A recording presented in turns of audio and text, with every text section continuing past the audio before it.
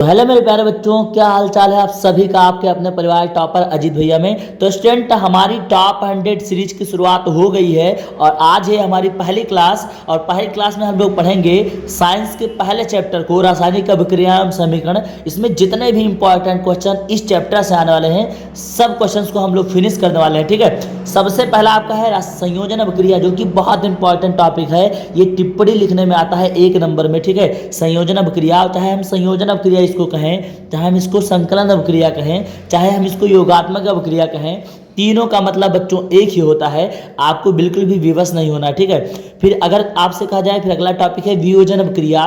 और वियोजन अभिक्रिया को हम अपघटन अभिक्रिया के नाम से भी जानते हैं बच्चों। इस सभी का आंसर भी आपको भी नीचे पढ़ाया जाएगा। फिर अगला है आपका, अगला नेक्स्ट टॉपिक है विस्थापन अभिक्रिया। और विस्थापन अभिक्रिया बच्चों, चाहे हम कहें, चाहे इसको हम कहें प्रतिस्थापन अभिक्रिया, दोनों का मतलब एक ही होता है।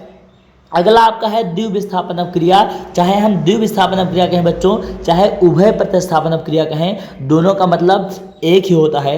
अगला आप पढ़ेंगे उष्माक्षेपी अभिक्रिया, उष्माशोषी अभिक्रिया, उपचयन। उपचयन को आप आक्सीकरण भी बोलते हैं बच्चों। ठीक है, उपचयन को आप क्या बोलते हैं, आक्सीकरण भी बोलते हैं। अपचयन पढ़ेंगे, रेडॉक्स अभिक्रिया पढ़ेंगे, संक्षारण पढ़ेंगे और विकृत गंधिता पढ़ेंगे। इस पूरे चैप्टर में जितने भी टॉपिक्स हमने बताया है, ये टॉपिक्स आपके एग्जाम के लिए बहुत इंपॉर्टेंट हैं। यहाँ से क्वेश्चंस आते ही आते हैं। ठीक है, तो आइए इन टॉपिकों को हम एक एक करके पढ़ते हैं बच्चों। ठीक है, यदि अभी तक हमारे चैनल को आप सभी ने सब्सक्राइब नहीं किया है तो प्लीज़ सब्सक्राइब करें और एक प्यारा सा कमेंट जरूर करें। ठीक है, तो सबसे पहला हम लोग पढ़ेंगे संयोजन अभिक्रिया के बारे में। किसके बारे में, संयोजन अभिक्रिया के बारे में। तो संयोजन अभिक्रिया को हिंदी में बोलते हैं बच्चों कॉम्बिनेशन रिएक्शन। क्या बोलते हैं, कॉम्बिनेशन रिएक्शन। तो संयोजन अभिक्रिया क्या है, तो आप बोलेंगे ऐसी अभिक्रिया जिसमें 2 या 2 से अधिक पदार्थ मिलकर एक नए पदार्थ का निर्माण करते हैं, संयोजन अभिक्रिया कहलाती है। ऐसी अभिक्रिया जिसमें 2 या 2 से अधिक पदार्थ मिलकर एक नए पदार्थ का निर्माण करते हैं, क्या कहलाती है, संयोजन अभिक्रिया। जैसे मान लो हमारे पास ये क्या है, ये मान लो अंजू है। कौन है, ये मान लो अंजू है। अंजू के साथ कौन मिल गया बच्चों, मंजू मिल गए। ठीक है, तो अंजू के साथ जब मंजू मिलेंगे तो इससे एक नया वेरिएंट पैदा हो जाएगा, चपड़गंजू। कौन होगा बच्चों, चपड़गंजू। यानी अगर मान लो ए कोई रिएक्शन ए है, अगर ए में अगर हम बी मिला देंगे तो दोनों लोग साथ में हो जाएंगे ए बी। तो इसी को हम क्या बोलते हैं, संयोजन अभिक्रिया। जब 2 या 2 से अधिक लोग मिलें और क्या बन जाए, एक नया चीज बन जाए, तो उसी को हम क्या बोलते हैं बच्चों, संयोजन अभिक्रिया। तो वही इसमें भी लिखा है कि ऐसी अभिक्रिया जिसमें 2 या 2 से अधिक पदार्थ मिलकर एक नए पदार्थ का निर्माण करते हैं, क्या कहलाती है, संयोजन अभिक्रिया कहलाती है। अगर एग्जाम्पल की बात की जाए तो एग्जाम्पल की जैसे C+O2 गिव्स आउट CO2। अगला आप पढ़ेंगे बच्चों वियोजन अभिक्रिया। क्या पढ़ेंगे, वियोजन अभिक्रिया। तो वियोजन अभिक्रिया क्या है, इसको बोल सकते हैं, चाहे हम वियोजन अभिक्रिया कहें बच्चों, चाहे अपघटन अभिक्रिया कहें, दोनों का मतलब एक होता है। तो ऐसी अभिक्रिया जिसमें कोई यौगिक छोटे छोटे टुकड़ों में टूट जाता है, ऐसी अभिक्रिया जिसमें कोई यौगिक छोटे छोटे टुकड़ों में टूट जाता है, ऐसी अभिक्रिया को हम वियोजन अभिक्रिया कहते हैं बच्चों।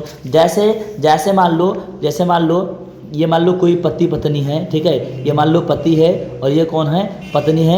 ये आपस में दोनों लोग रह रहे थे, आपस में दोनों लोग थे। अब बाद में जब झगड़ा हो तो एक इधर चला आया, कहेंगे हम तुम्हारे साथ रहेंगे नहीं, एक यहाँ भागा है। ठीक है, यहाँ दोनों लोग साथ में थे लेकिन अलग अलग हो गए, यानी टूट गए। तो इसी को हम क्या बोलेंगे बच्चों, इसी को हम बोलेंगे वियोजन अभिक्रिया। तो वियोजन अभिक्रिया किसे बोलते हैं, तो ऐसी अभिक्रिया जिसमें कोई यौगिक छोटे छोटे टुकड़ों में टूट जाता है, वियोजन अभिक्रिया कहलाती है। एग्जाम्पल के तौर पर जैसे CaCO3 कैल्शियम कार्बोनेट, CaCO3 को अगर ये जो है डेल्टा मतलब इसको अगर हीट करेंगे, मतलब उष्मा देंगे, तो हो जाएगा CaO calcium oxide plus CO2 यानी कार्बन डाइऑक्साइड। आप ये दो भागों में ये सब इकट्ठा था लेकिन यहाँ बेचारे टूट गए, तो इसी को हम क्या बोलेंगे बच्चों, वियोजन अभिक्रिया। ठीक है, क्या बोलेंगे, वियोजन अभिक्रिया। अगला पढ़ेंगे बच्चों विस्थापन अभिक्रिया। कौन सी अभिक्रिया, विस्थापन अभिक्रिया। तो विस्थापन अभिक्रिया क्या है, तो आप बोलेंगे ऐसी अभिक्रिया जिसमें अधिक क्रियाशील वाला तत्व कम क्रियाशील वाले तत्व का स्थान ग्रहण करके उस तत्व को विस्थापित कर देता है, उसे विस्थापन अभिक्रिया कहते हैं। इसका मतलब आइए समझते हैं। जैसे मान लो तुम बहुत मोटे हो, यहाँ पर कौन हो, तुम बहुत मोटे हो, और अगला कोई मान लो बहुत छोटा है। ठीक, तो क्या होगा, मोटा वाला जो होगा वो अधिक क्रियाशील होगा और छोटा वाला क्या होगा, कम क्रियाशील। तो ये आएगा इसके जगह पर अपना बैठ जाएगा, इसकी कुर्सी ये ले मिलेगा। तो इसी को हम क्या बोलते हैं, विस्थापन अपक्रिया। यानी अधिक क्रियाशील वाला तत्व कम क्रियाशील वाले तत्व का स्थान ग्रहण कर ले तो ऐसी अपक्रिया को हम विस्थापन अपक्रिया कहते हैं। तो विस्थापन अपक्रिया को हम प्रतिस्थापन अपक्रिया के नाम से भी जानते हैं। जैसे Fe मतलब फेरियम या आयरन बोल सकते हैं, Fe प्लस CuSO4, तो भैया Fe ज़्यादा क्रियाशील है Cu की अपेक्षा में, तो Fe की शादी SO4 के साथ, Fe की शादी SO4 के साथ, तो FeSO4 और Cu कम क्रियाशील है इसलिए डिक्रीज हो जाएगा, मतलब ये अलग हो जाएगा बच्चों। ठीक है, आगे आप पढ़ेंगे द्विविस्थापन अपक्रिया, जिसको हम कहते हैं क्या, डबल डिस्प्लेसमेंट रिएक्शन इंग्लिश में, या इसको हम बोलते हैं उभय प्रतिस्थापन अपक्रिया। तो द्विविस्थापन अपक्रिया किसे कहते हैं, तो ऐसी अपक्रिया जिसमें यौगिक अपने आयनों का विनिमय करते हैं, विनिमय मतलब सिर्फ अदला बदली करते हैं, आदान प्रदान करते हैं। ऐसी अपक्रिया जिसमें यौगिक अपने आयनों का क्या करते हैं, अदला बदली या आदान प्रदान करते हैं, द्विविस्थापन अपक्रिया कहलाती है। आदान प्रदान का मतलब जैसे मान लो कोई ये दो लोग रहें, तो अगर मान लो इनके पास कोई सामान है तो कहें भैया लाओ तुम हमको दे दो, और इनके पास कोई सामान है तो कहें लाओ तुम हमको दे दो, तो यानी अदला बदली जब करने लगेंगे तो ऐसी अपक्रिया को हम क्या बोलेंगे, द्विविस्थापन अपक्रिया। एग्जाम्पल के लिए जैसे BaCl2 बेरियम क्लोराइड प्लस में सोडियम सल्फेट Na2SO4, तो Ba की शादी SO4 के साथ तो BaSO4 प्लस में Na की शादी Cl के साथ तो 2NaCl। यहाँ सही से नहीं लिखा गया था इसलिए हमने नीचे लिख दिया है 2NaCl। ठीक है बच्चों, इसका जो PDF है वो फ्री PDF आपको टेलीग्राम चैनल पर मिल जाएगा बच्चों।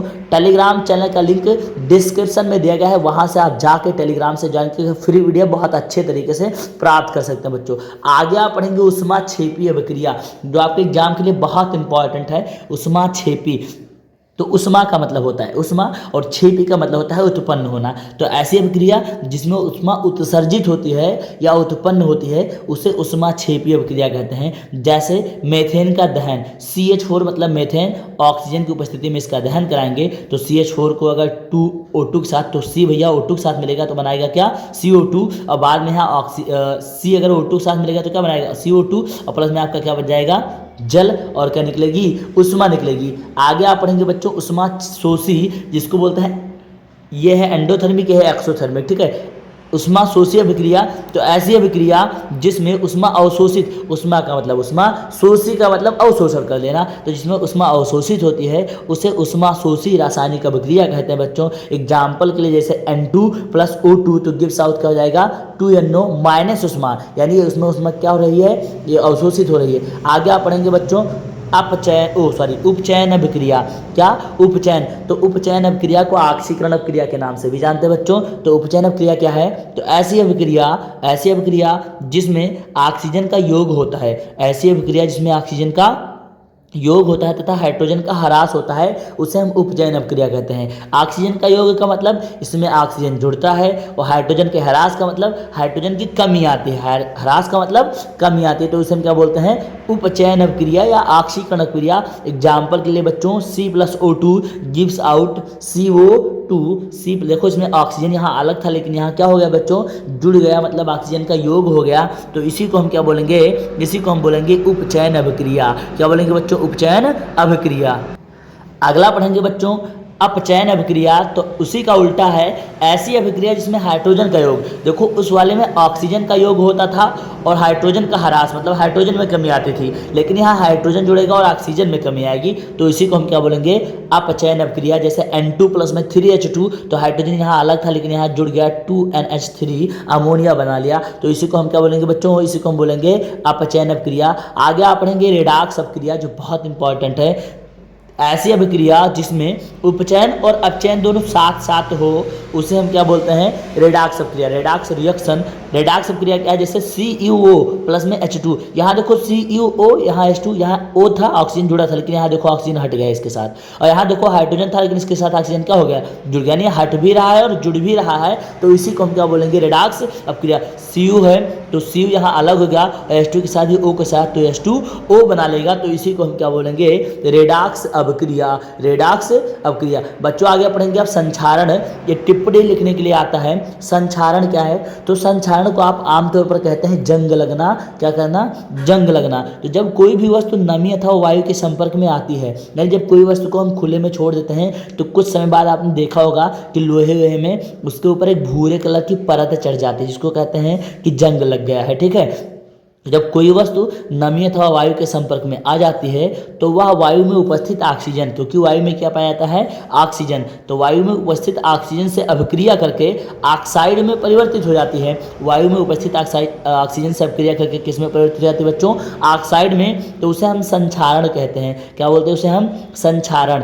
देखो संक्षारण से क्या होता है, वस्तुओं का क्षय होता है। क्यों, क्योंकि देखो जब किसी वस्तु में जंग लगता है तो वह जंग उस वस्तु को नष्ट कर देता है, जिससे वस्तुओं का क्या हो जाता है, क्षय। अच्छा, संक्षारण से बचने के उपाय क्या क्या हैं। अगर किसी वस्तु पे हम क्या लगा दें, पेंट लगा दें, आपने देखा होगा किसी वस्तु पे हम पेंट लगा देते हैं या फिर लेप चढ़ा देते हैं, ग्रीस लगा देते हैं, तो वह वस्तु क्या हो जाती है, कभी मूर्छा उसमें नहीं पकड़ता। मूर्छा मतलब वही जंग नहीं पकड़ता है। ठीक है, आगे आप पढ़ेंगे विकृत गंधिता। क्या पढ़ेंगे, विकृत गंधिता। तो विकृत गंधिता क्या है बच्चों, तो आप कहेंगे वसा व तेल युक्त खाद्य पदार्थ, वसा या तेल युक्त खाद्य पदार्थ को जब खुले में छोड़ देते हैं या वायु के संपर्क में हम छोड़ देते हैं तो वायु में उपस्थित ऑक्सीजन से वो क्रिया करके ऑक्सीकृत हो जाते हैं। जैसे अगर कोई पदार्थ मान लो चिप्स है या जो है कुछ भी जो तैलीय पदार्थ है उसको अगर हम वायु में छोड़ देंगे तो ये वो क्या करेगा, वो वायु में उपस्थित ऑक्सीजन से क्रिया करके ऑक्सीकृत हो जाएगा, जिसके कारण उसमें कुछ दिन बाद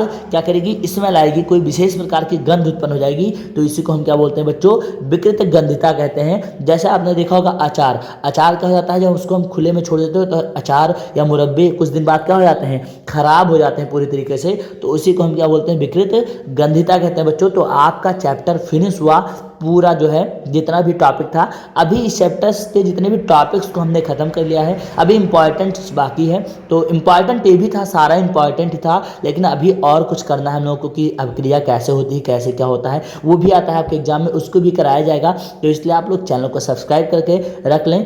और उसके बाद में अगर इसका आपको फ्री पीडीएफ चाहिए तो आप हमारे टेलीग्राम ग्रुप को ज्वाइन जरूर करें। टेलीग्राम पर जाकर आप सर्च भी कर सकते हैं टॉपर अजीत भैया, या फिर टेलीग्राम का जो लिंक है वो वीडियो के डिस्क्रिप्शन में दिया गया है बच्चों। तो ये वीडियो आपको कैसा लगा और किस टॉपिक पर वीडियो चाहिए, ठीक है, ये सीरीज आपको कैसे लगी, आप लोग कमेंट में जरूर बताएं। मिलते हैं नेक्स्ट वीडियो में, तब तक के लिए जय हिंद।